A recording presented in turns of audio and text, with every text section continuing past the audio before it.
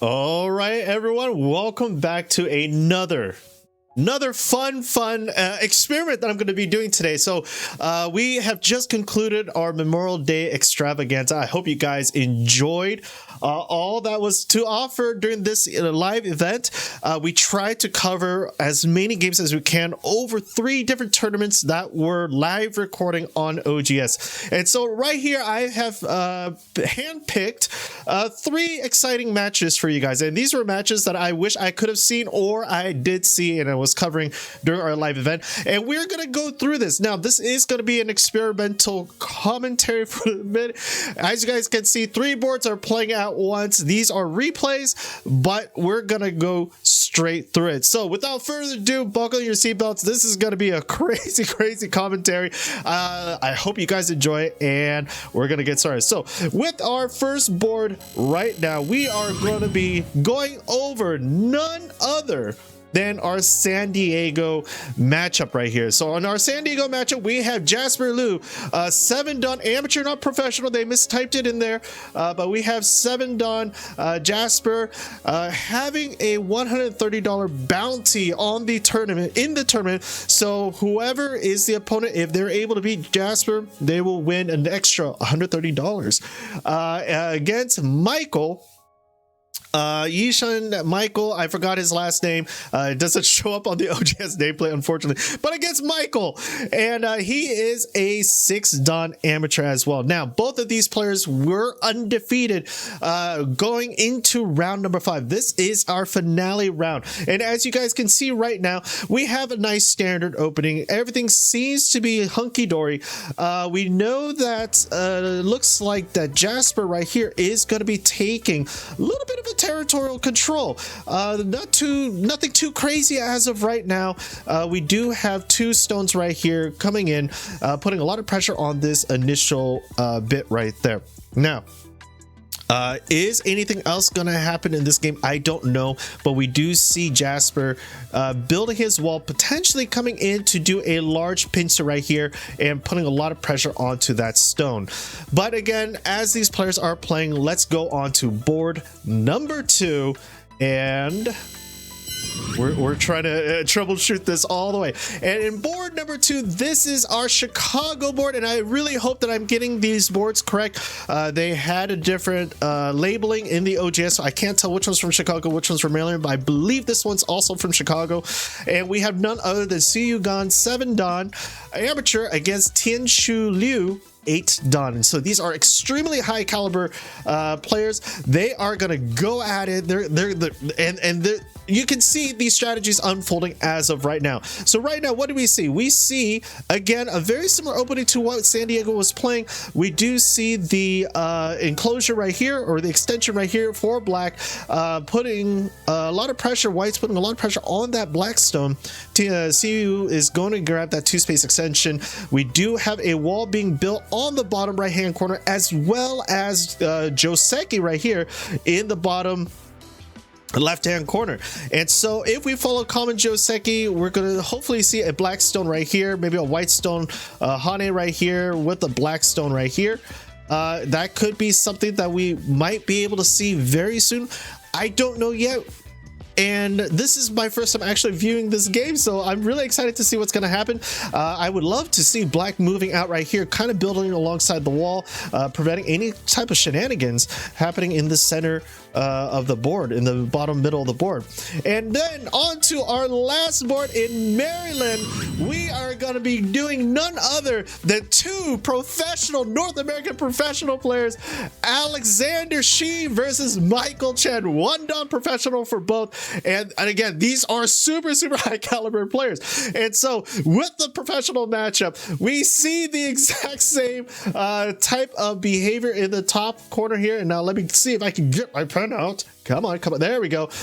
We can see that we have that strong opening in the top right hand corner, putting a lot of pressure on there, as well as a nice wall for white facing that area.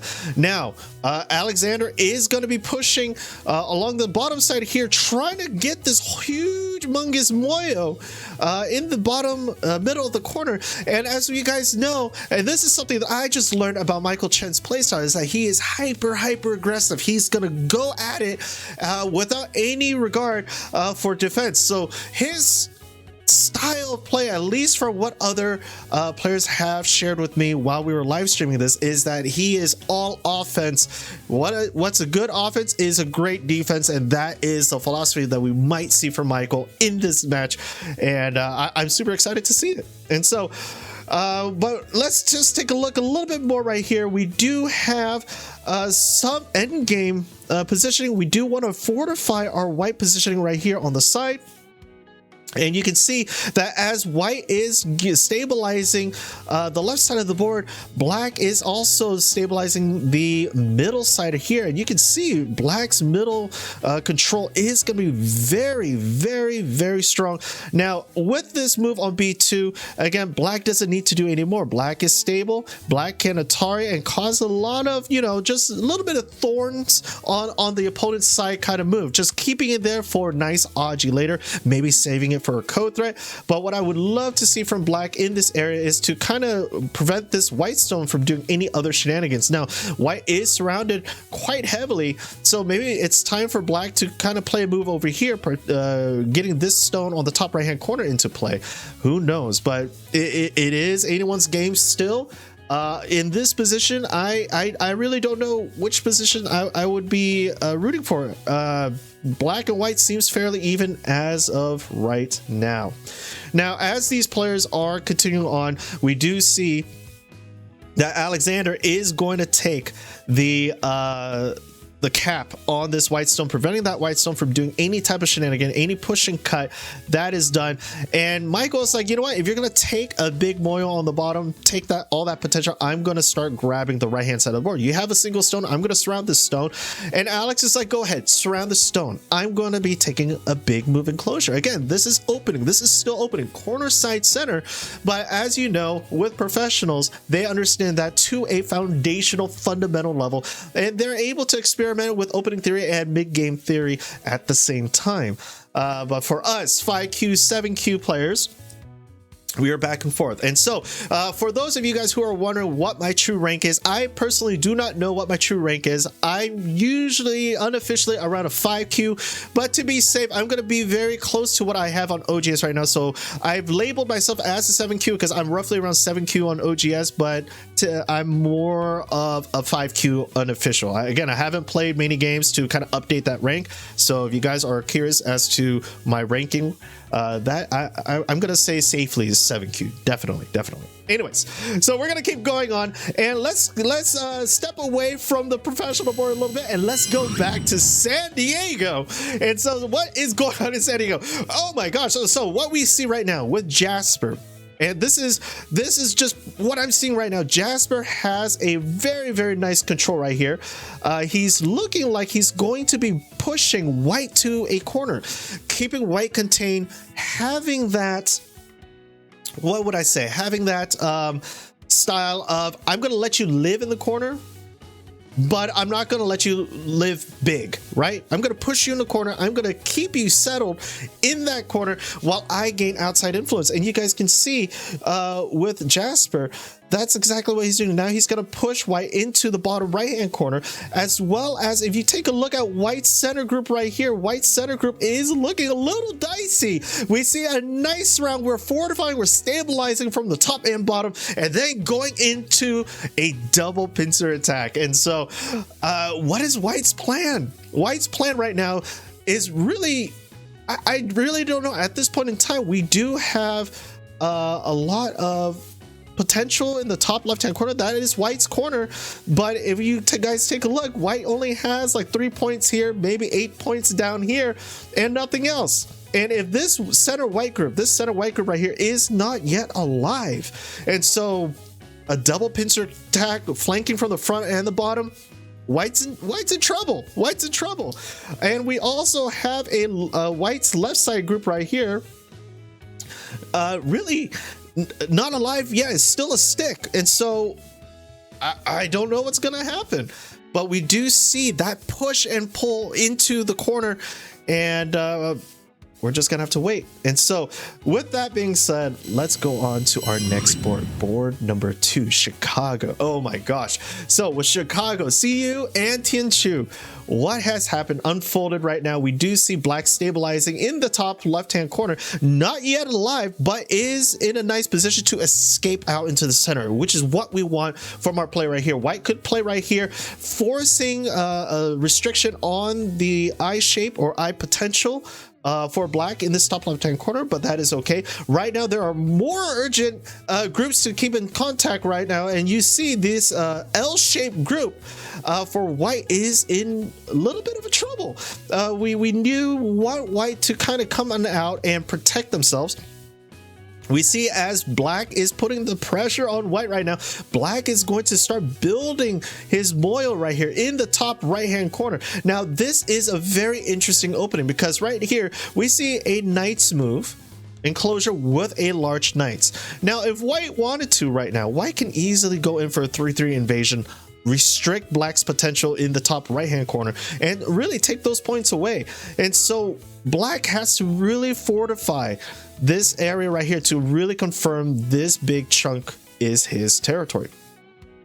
But as black is solidifying this, white has now a strong center presence and is now going to start putting a lot of pressure on bottom right hand group for black. You can see black's potential right here is getting a little bit strong, but now what is happening? White is now building, drawing his borders out and wants to claim this for his own. Now if white is able to claim this and go in for a 3-3 invasion later on, those are huge points. Now this top group over here is still a potential for black, not necessarily solidified just yet. There isn't really many eyes, but we can see those outlines growing and growing. Now there is a couple monkey jumps here for endgame later on. We do have an extension right here for white to take these 2 stones or these 4 stones. So it's still kind of back and forth between the 2 players. But other than that, I'm feeling that that is what both players are imagining. Okay, and again, if you guys have any insights on the game currently right now, do type it in the chat below or do type it in the comment section below. This is a pre-recording, and we're just gonna have to wait and see. Now, going on to our third board right here, we have again our professional matchup, and I really can't wait to see this. But what's happening right here is Alex and Michael going back and forth for the top left-hand corner. Now, if Alex is able to kind of build 2 eyes or prevent the 2 eyes from forming, then this whole top group for Michael is in dire situation. I believe right now Michael is still alive, but now they're playing for Ko in the top left-hand corner. And if Michael can find a way to get this win this Ko, I think that's I really think that's game at that point. If Michael is able to take this whole top right here with the potential of this, as well as a big chunk in the center right here, that's looking pretty large. That's really looking large, and it looks like black is not yet alive. And you know, just a move right here, splitting the 2 black groups, that's already a very tough situation for our black player. So black is really going in for, I would love to say an all-in at this point, really preventing white from taking this top. Like if black can really defend this area and prevent white from getting the 2 eyes and taking control of that, that is huge. I mean, look at black's potential right here is already massive. And so white's win condition is essentially just that. Black can easily escape into the middle, reducing white. I don't see white taking all of that, but there's a huge nasty battle in the top hand corner. And look at that, black goes in for the destruction of the white group, limiting that potential eye right there. And it's a co-threat. It's a massive co-threat. And so white's getting ready for the push and cut right now. White is getting ready for that push and cut, really trying to prevent black from doing any type of shenanigans in the top. And so this top left-hand battle is so big. We already got 2 captures for Michael Chen, and we got 1 capture for Alexander Sheep. And so, oh man, these games are just insane right now. And I really have to slow down because I'm losing my voice again. But without further ado, we do see Black building his potential right here, his territory right here. He might be coming in for a peep or maybe for an invasion very soon. And it's going to start putting a lot of pressure on that white group. Now, that white group is not yet dead. Remember, white can easily take the stone at B4 and push black to a corner. But it's looking like now Alex is kind of being defensive with his group. He has to be defensive, otherwise he's going to lose the top middle of the board. And Michael is just going at it, offense. And we see right here in this top left hand group, it looks to be like this is white's victory right here. You guys can see, I see 2 eyes already forming. Now there is still a potential that black might not be alive just yet, but at this point I can't see black killing off this top white group. I really can't see that. And so the question is, what is black's win condition now? We have a nice big middle. We have a living group on the top. This other group right here is looking kind of dire. We could defend right here, right? We could defend later on, but white might just take that poke right there. White might just poke for the time. Now white is going to take the solidified eye right here, but we do have to be careful. Again, there is I can't read that well, but a peep right here for white looks very big. I mean, if white can peep right there and build this out, that looks very strong. Black is now going in for the invasion, and white's going in for that invasion, ready to go peep at the next move.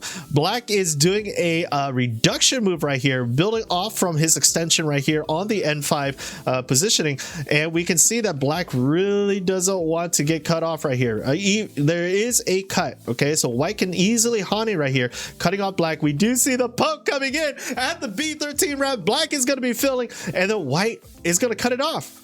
White's going to cut off. Black has to find a way to either save these 4 stones or save the 4 stones or save this group. And the honey right here looks humongously powerful for the white player. And so white is really just asking questions right now, back and forth to see, what is your plan? What are you going to do? What are you going to do? I'm going to attack from 2 sides. There's nothing you can do. I can even hane right here. We do have a double hane. Oh, maybe that's why black doesn't mind. We do have a double. I did not see that. We do have a double hane right here. So yeah, that is very interesting. I did not see that. So with that double hane, white can easily start pushing again, push right here, try to get rid of black's potential. But now white is going to be responding. And so we're going to step away just a little bit. I'm going to let this board keep going. I know this is an awesome board. I will be posting the links down in the comments or in the description below. But let's go back to board number 1. And so we are at board number 1, and we see Jasper building into his area right here. He's really blocking it out, and I believe we actually got desynced for a little bit, which is kind of unfortunate. We do have more to go, and so I'm going to keep going right here, and we're just going to fast forward just a little bit. Okay, we're going to fast forward just a little bit. Oops, and we're going to scroll back up. There we go. And we are hopefully going to get some more readings. So we're going to come back and look at San Diego very soon. But it looks like we got caught in a variation right there. So let's go to Chicago, board number 2. And we are looking at Siyugan versus Tianshu again. And let's see what's happening here. So we do see the borders being built. We do see black is building his border right here. We do see black now trying to invade into white's huge potential. Again, in this positioning, that is white's win condition. White needs to have this big territory right here. That is all white's win condition. Black has a huge group too. I mean, if you take a look at black's potential is right here as well as down here. Okay. But if black can find a way to kind of reduce white's big potential right here, I think black has it in the game. I don't see, I really don't see big like humongous moves anymore. I see now we are kind of going to mid to kind of finishing out the borders in middle game, and you know, I it's really even right now. I really can't tell who is ahead and who isn't, but it looks to be that white is in a little bit of a predicament. I think black still has the upper hand in this position. White has this points here. White has these points over here. White has these points here and a little bit of this point. So if I was to kind of eyeball it, we have about 15 points up here. We have about 8 points over here. We have another 8 points down here. And then we have about 1, 2, 3, 4, 5, 6, 7 to 7.5. So about 30 points approximately in the center. So it looks to be just eyeballing. White has, I don't know, 60, 70 points as of right now. And if we take a look at black's positioning right here, let me take a look right now. Black has about this much. Black has a little bit of this corner still, a little bit of this potential over here. Again, these 3 stones are now dead. Interesting. These 3 stones are black's, and as well as this, as well as black's territory right here. Black will have a little bit of this over here. So let's take a look. So white has roughly around 70, and we're looking over here. Black has roughly around, let's see, 1, 2, 3, 4, 5, 6, 7, 8, 9, 10, 11, 12, maybe 12 points right here because of the reduction from white. We have about a 4 by 4, 5, 6-ish right here, about 24 points. We have another 3 by 4, I want to say maybe 10 points just to be conservative. We have another around 6 points over here. We have 3 points up here, and we have 3, 6, 7, 8, 9, 10 points on the bottom. So we have 10, 20, 30, 40, 50 points. So it looks like white is ahead because we estimate roughly white is around 70 points. So it looks like white is ahead by about maybe 8 points with the captures and Comey. So actually I stand corrected. It looks like white is leading. White has a great reduction. Now white just jumping into the center right here is looking pretty powerful as well. Just going in, really destroying black's win potential right there, I think is game. I really think it's game at that point. All right, so let's go to our professional board again. And what do we have right now? Oh man. Okay, so so what did I say? Again, this group over here, whoops, sorry, let me get my pen out. This group over here, so initially there was a double Atari right here. It looks like white was able to come out, save the 3 stones here, and put black into a lot of a strenuous position. This group right here, this black group, all right, and it looks like black was able to surround fully right here, and it looks to be, I believe that was the last move, right? No, we're still going. Okay, I don't know what happened there. I don't know why that kind of went. There we go. Is that better? Nope. Okay, so I don't know why OGS does this, where they kind of interfere with the pixel size. I really don't get why that happens, but we have another change in the pixel, and so sorry guys, we're just gonna have to live with it. Okay, but it looks to be like white is going through, for Michael at least, he's going to build a ladder breaker. He's going to try to kill the ladder breaker right here. He's going to put a lot of pressure on these 2 black stones, really trying to confirm his positioning right here, just really trying to take that overall. But we do see white is now coming in, reducing black's moyo, right? reducing black's moil right there.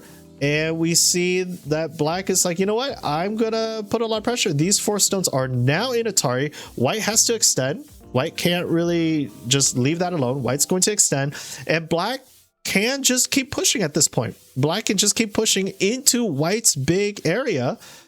Okay. And that's it. But it looks to be like Alex is going to go in and really try to take over this whole entire center right here. And so just having that big center, I think, is going to be really detrimental for Michael. Again, the win condition for black is to get that center position. We do have to keep in mind that this group right here, even though we do have an Atari on the 2 stones, is still not yet alive. We have 1 eye, but we don't really have 2 eyes as of yet. So if white can just fully surround this black group right here and prevent that second eye from forming, then white gains that control over there. And so really dicey, really dicey for our professional players here. I don't know who's going to win. This is, again, my first time seeing this game, so I'm really excited to see what the outcome is. And we do see these 2 black stones now being left in a predicament solution position right here. Those 2 black stones are now dead, and I'm feeling white is pretty comfortable, at least on the left-hand side of the board. Okay, let's go back to board number 1. We haven't seen board number 1 in a long time. Again, all of my positioning got screwed up, so apologies for that. But we do see Jasper pushing through right here. Okay, let me see, where is it? Okay, we do see Jasper kind of pushing through right here, surrounding the white top middle white group. And at this point, let's take a look. I think white has a little bit of this control. White has this. White has this. White has this now. Okay, so I guess there was a code coming in initially. White doesn't really have much here, but let's take a look at black. So white has those positioning, but if we take a look at black's positioning, black is now starting to get surrounded, but again, this center white group is not yet alive. There's a lot of pokes and Ataris that black can do against white, and it looks to be that I think black is in a much better position right here. If we take a look, this is black's big positioning right here. Black has this.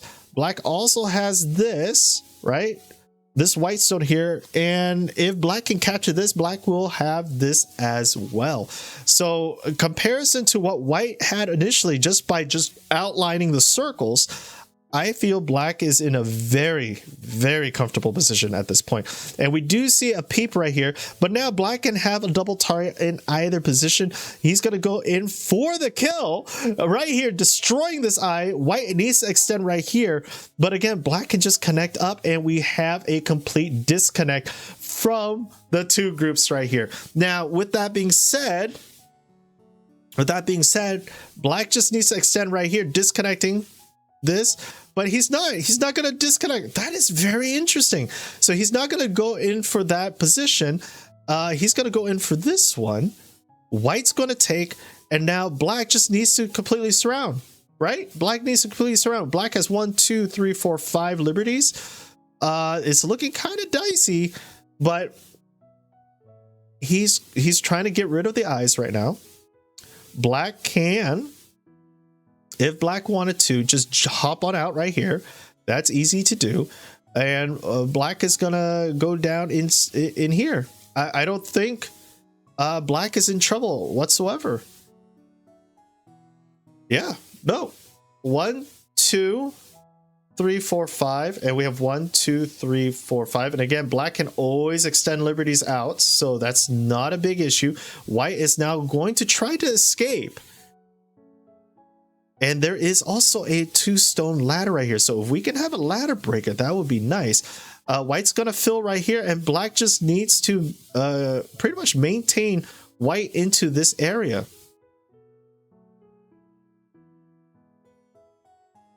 Yeah, white just needs to, black just needs to maintain white's confine here. Like, just keep white secluded. And I don't think I really don't think black can get out of this, or white can get out of this, right? Black just needs to run the ladder through, right? Ladder, push, out, down, ladder. Yeah. Yep. Just push through, right? If he goes through, just extend, right? Don't create any weak points here. Yep. We're going to Atari. Okay. So black is going to come out to Atari as well. Okay. White's going to extend. Okay. Black comes out to Atari. Oh man, this is crazy. This is crazy. So we got a Liberty Race situation right now, and we're gonna see what happens. White's gonna Atari on the other side right now, but I don't think black cares. Black is just gonna take because white is stuck. Yeah, white's stuck. Even white, if white connects right here, black just extends, right? Now what white needs to do is to kind of cap black right here and just go for the Liberty Race, but I don't think white has enough liberties. Yep, that kills it, right? Even with the Atari, it doesn't do anything.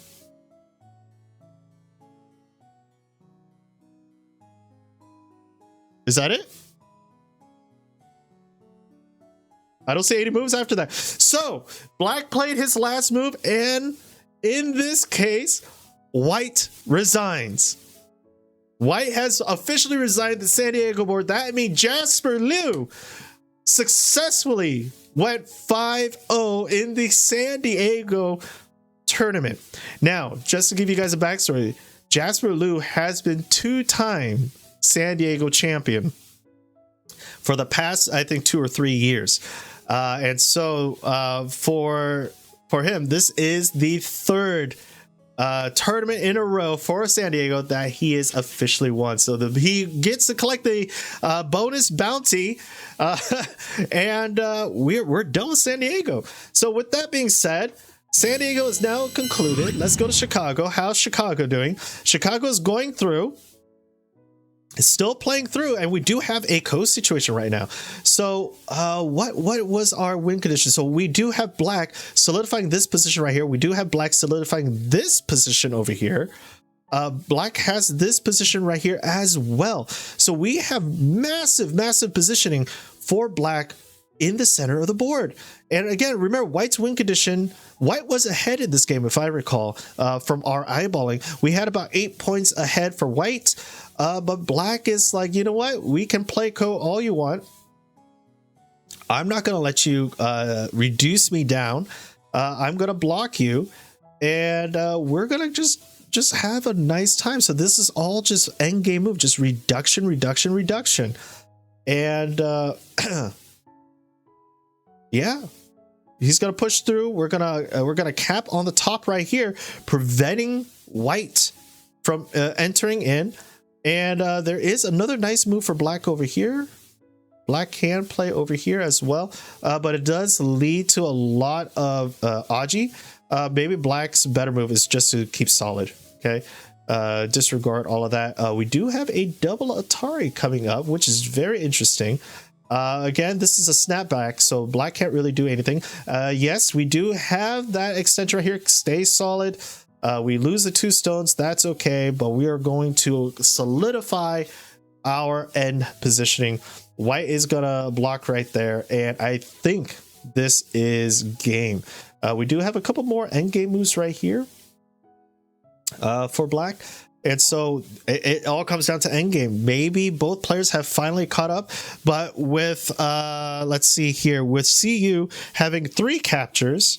Okay, CU has 3 captures, Tianchu has 7, and plus the 6.5 Comey. That means CU needs to be ahead by 14 points at the end of this. Sorry, 11 points. I stand corrected with the captures. So if CU can get 11 points in endgame, okay, if they're tied right now, if CU can get 11 points in endgame, we have a great victory. I mean, it's just this white's gonna push, black is gonna Atari, white's gonna fill. Yep, black will Atari, right? Black's going to Atari, White needs to fill. Okay. Yep. And white fills. Okay. So black can also Atari right here to kind of finish off the whole sequence.